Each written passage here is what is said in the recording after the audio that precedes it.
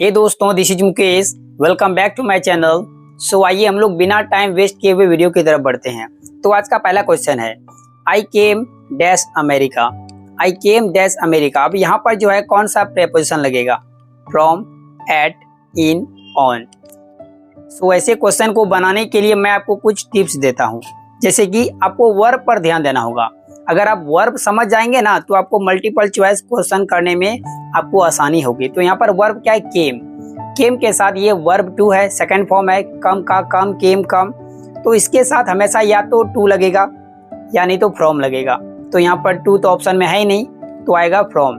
मैं अमेरिका आया था या मैं अमेरिका से आया था, तो यहाँ आ जाएगा आई केम फ्रॉम अमेरिका। तो फ्रॉम ऑप्शन नंबर ए आपका बिल्कुल करेक्ट है। नेक्स्ट क्वेश्चन देखते हैं। नेक्स्ट क्वेश्चन है I dash dash cold. I dash dash cold. यहाँ पर कोल्ड का मतलब ठंडा नहीं है, कोल्ड का मतलब है जुकाम। जैसे कि मुझे जुकाम है, तो आप इंग्लिश में कैसे बोलिएगा? आई एम कोल्ड नहीं, आई एम कोल्ड का मतलब मैं जुकाम हूँ, आप नहीं ना जुकाम है। आई हैव कोल्ड, मुझे जुकाम है। आई हैड कोल्ड मीन्स मुझे जुकाम था। अब यहाँ पर देखिए option B, option C, have और हैड दोनों लग सकता है। आपको ऑप्शन में वहां पर कोई एक ही दिया जाएगा, तो यहाँ पर आप दोनों लगा सकते हैं। बी और सी दोनों सही है। अगर जनरली लोग बोलता है मुझे जुकाम है, अगर पास्ट बोलेंगे मुझे जुकाम था, I had cold. Dash car is very old fashion. Car बहुत पुराने मॉडल का है, तो फतिमाज कार या फतिमा इज कार, फतिमाज कार। तो यहाँ पर देखिए का के की इसको एपोस्ट्रोफे बोलते हैं, तो नाम में एपोस्ट्रोफे लगता है। फतिमाज मीन्स नाम, उसके बाद एपोस्ट्रोफे कॉमा और उसके बाद एस लगेगा। तो ऑप्शन नंबर आपका ए बिल्कुल करेक्ट है। नेक्स्ट क्वेश्चन देखते हैं। तो नेक्स्ट क्वेश्चन है I speak English but he dash dash. मैं इंग्लिश बोलता हूँ लेकिन वो, अब इसके देखते हैं ऑप्शन पहले देख लेते हैं। ऑप्शन ए है डजन स्पीक्स। तो मैं आपको बता दूं डू, डज, डिड के बाद हमेशा वर्ब का फर्स्ट फॉर्म आता है, तो डजन के बाद V5 लगा दिए, ये तो होगा नहीं ऑप्शन ए। बी में है डजन स्पीक, ये हो सकता है। सी में देखते हैं स्पीक्स। स्पीक्स तो होगा ना, ऐसे थोड़े हम लोग बोलते हैं मैं इंग्लिश बोलता हूँ और वो बोलती है या वो इंग्लिश बोलती है। तो यहाँ पर भी का सेंस है, तो यहाँ पर ऑल्सो भी आना चाहिए या तो एज वेल, तो वो आया नहीं, तो सी भी नहीं होगा और ही के साथ डोंट नहीं लगता। तो ऑप्शन आपका जो है बी बिल्कुल करेक्ट है, doesn't speak. I speak English but he doesn't speak. मैं अंग्रेजी बोलता हूँ लेकिन वो नहीं बोलती है, मैं नहीं बोलता है।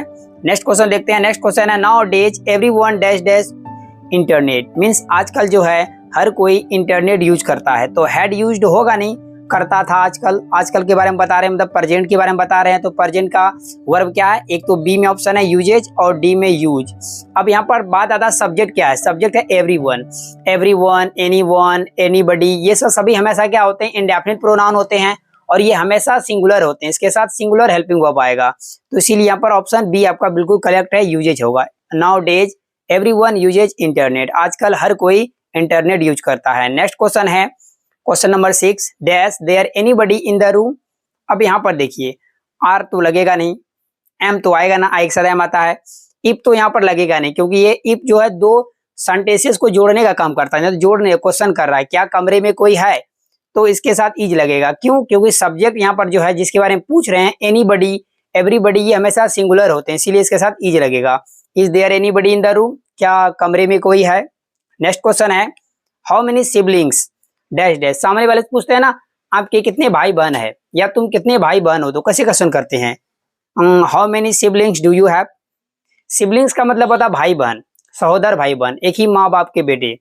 या how many siblings have you gotten, how many siblings did you had, ये तो होगा नहीं, ये तो रॉन्ग है। और ऑप्शन नंबर डी में है both A and B.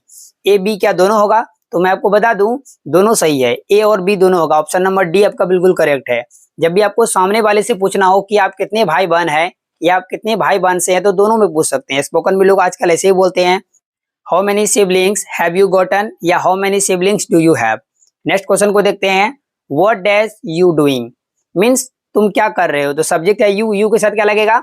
Are लगेगा, ऑब्वियसली बात है। तो यहाँ पर आर ऑप्शन नंबर बी आपका करेक्ट हो जाएगा। व्हाट आर यू डूइंग, तुम क्या कर रहे हो।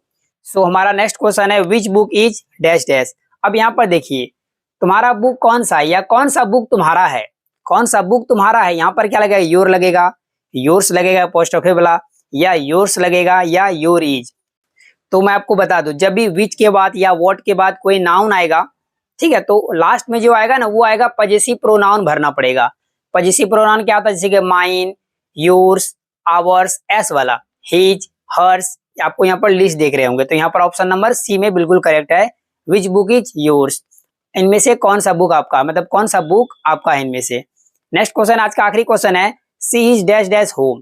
अब इस क्वेश्चन को आप लिखिए कमेंट बॉक्स में। If you make any mistake then I will correct it. यहाँ पर एट लगेगा, इन लगेगा, ऑन लगेगा, फ्रॉम लगेगा। दोस्तों वीडियो कैसी लगी, अच्छी लगी तो एक लाइक कर दीजिए, मेरे चैनल को सब्सक्राइब कर ले। यदि आप इस तरह के वीडियो और चाहते हैं तो प्लीज राइट कीजिए कमेंट बॉक्स में, मैं इसका जो पार्ट 2 लेके आऊंगा। Thanks for watching friends.